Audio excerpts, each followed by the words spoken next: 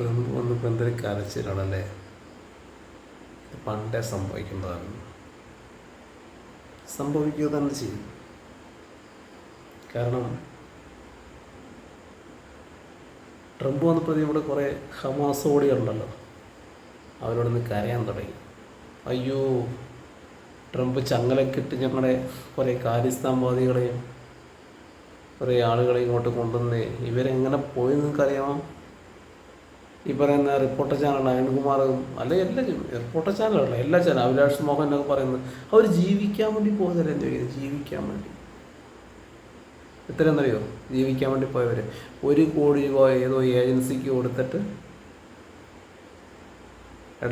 ഏതൊക്കെയോ രാജ്യങ്ങളിൽ, കൊളംബിയ, അത് അങ്ങനെ പല പല രാജ്യങ്ങളിൽ പോയി വേറെ കാടുകൾ തുറന്ന് മണിക്കൂറുകൾ നടന്ന് കടൽ താണ്ടി ഒളിച്ചും പാത്തും അമേരിക്കയ്ക്കകത്തോട്ട് ചാടി. അങ്ങനെയുണ്ട്, കൃത്യമായിട്ട് പറയുന്നുണ്ട് കേട്ടോ. ഇവരെയാണ് ഇങ്ങനെ അനധികൃതമായി കയറിയ ആളുകളെ അമേരിക്കൻ പോലീസ് പിടിച്ച് ജയിലിലടച്ചു. ഇവരെ എങ്ങനെ തിരിച്ചു കൊണ്ടുവരണമെന്ന് അവർ പറഞ്ഞത്? നല്ല ബിസിനസ് ക്ലാസ് ഉള്ള അടിപൊളി വിമാനത്തിൽ, അതായത് ക്രിമിനലുകളെ വിമാനത്തിൽ കൊണ്ടുവരണം. ഇവരെ സപ്പോർട്ട് ചെയ്യാൻ നമ്മുടെ മാധ്യമം, സത്യം പറയുന്ന ഒരൊറ്റ മാധ്യമം കേരളത്തിലില്ല കേട്ടോ. ഇതുപോലത്തെ അതായത് ഇന്ത്യ വിരുദ്ധ മാധ്യമങ്ങളാണെന്ന് വേണമെങ്കിൽ പറയാനുണ്ട് കേരളത്തിലെ മാധ്യമങ്ങൾ. സത്യം അറിഞ്ഞിട്ടും ഇത് പുറത്തു പറയാൻ പറ്റാത്ത മാധ്യമങ്ങൾ. ഇവരോടൊക്കെ എന്ത് കമ്മിറ്റ്മെൻ്റാണ് വേണ്ടത്? ഇവർ രാജ്യവിരുദ്ധരല്ലേ സത്യത്തിൽ? അതുകൊണ്ട് തന്നെയാണ് ട്രംപ് പ്രസിഡന്റ് ആയപ്പോഴത്തേക്ക് ഇവിടുത്തെ ഭയങ്കര കൂട്ടക്കരച്ചിലാണ്. ആർക്കാ പ്രശ്നം? പൊളിറ്റിക്കൽസിനാണ്. അവർക്ക് കൊണ്ടു. കാരണം കേരളത്തിൽ ഏറ്റവും കൂടുതൽ ഹമാസ് ഉള്ള സ്ഥലമാണ് കേരളത്തിലെ തീവ്രവാദികൾക്ക് താമസിക്കാൻ പറ്റിയ ഹബ്ബ. ഇവിടെ കിടന്നാണ് കരച്ചിൽ, കൂട്ടക്കരച്ചിൽ. കഴിഞ്ഞ ദിവസം കണ്ടില്ലേ ഓസ്ട്രേലിയ നടന്ന സംഭവം? ഓസ്ട്രേലിയയിൽ പോയി പഠിക്കാൻ പോയി, അവിടെ പഠിച്ച് അവിടുത്തെ പൗരത്വം സ്വീകരിച്ച് 2 പേര് ടിക്ടോക്ക് ചെയ്യാണ്. അപ്പുറം ഇസ്രായേൽ പൗരൻ, ഒരു യൂട്യൂബറാണ് പുള്ളി. ഇങ്ങനെ പബ്ലിക്കായിട്ടുള്ള കാര്യങ്ങളൊക്കെ ഞാൻ ഇടയ്ക്ക് എടുത്തുകൊണ്ടിരിക്കുന്ന യൂട്യൂബർ ചോദ്യം ചോദിക്കുമ്പോൾ നേഴ്സുമാരായിട്ടുള്ള 2 വിദ്യാർത്ഥികൾ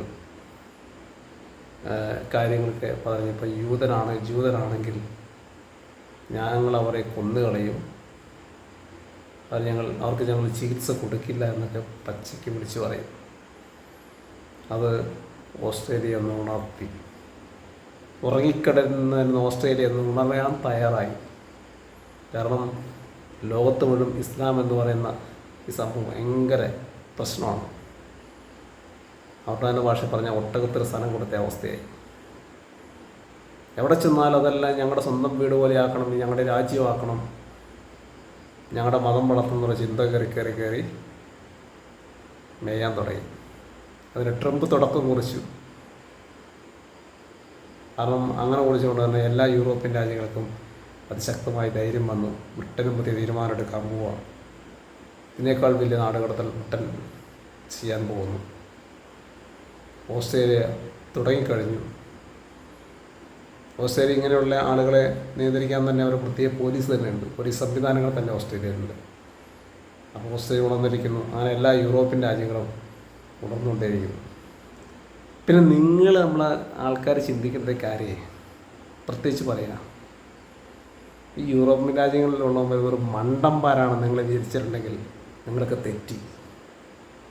അവർക്ക് വർഷങ്ങൾക്ക് മുമ്പ് ആ രാജ്യം ഡെവലപ്ഡ് കൺട്രി ആക്കി മാറ്റിയതാണ്, അറിയാമോ? വർഷങ്ങൾക്ക് മുമ്പ് വികസിത രാഷ്ട്രമാക്കി മാറ്റിയതാണ്. ആ മാറ്റിയവർക്ക് ഇവരെടുത്ത് പുറത്തേക്ക് എറിയാന്ന് പറഞ്ഞാൽ വലിയ കാര്യം എന്നല്ല.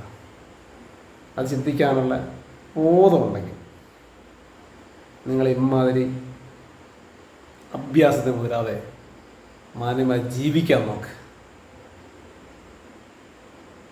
അത് കണ്ടവൻ്റെ തിണ്ണെ കയറിയിട്ട് പിന്നീട് അവൻ്റെ വീട് മൊത്തം പിടിച്ചെടുക്കുന്ന ആ ഒരു സ്വഭാവം, ആ പൊളിറ്റിക്കൽ അവൻ്റെ ആ സ്വഭാവം നമ്മുടെ കേരളത്തിലെ മീഡിയ വണ്ണ ചാനലിലെ ഒരു അടുപ്പുകൂട്ടി ചർച്ച നടത്തുന്ന പറയാന്മാരുണ്ട്. വിഷങ്ങൾ നമ്മുടെ മഹദൂദി അല്ലേ, ജമാഅത്ത് ഇസ്ലാമിക്കാർ, ഇവരുടെ ഈ സ്വഭാവമൊക്കെ മാറ്റി വെച്ചിട്ട് അവരൊക്കെ ജീവിക്കാൻ തുടങ്ങിയ എല്ലാവർക്കും മാന്യമായിട്ട് ജീവിക്കാം. ഇല്ലെങ്കിൽ പണി കിട്ടും. ലോകം മുഴുവൻ ഉണർന്നിട്ടുണ്ട് കേട്ടാ. Okay, thank you. തിരിച്ചറിയുക, ഇതാണ് അവസ്ഥ. നിങ്ങൾ തന്നെയാണ് നിങ്ങളുടെ കോഴി തൂണ്ടിയെന്ന് ഓർക്കുക.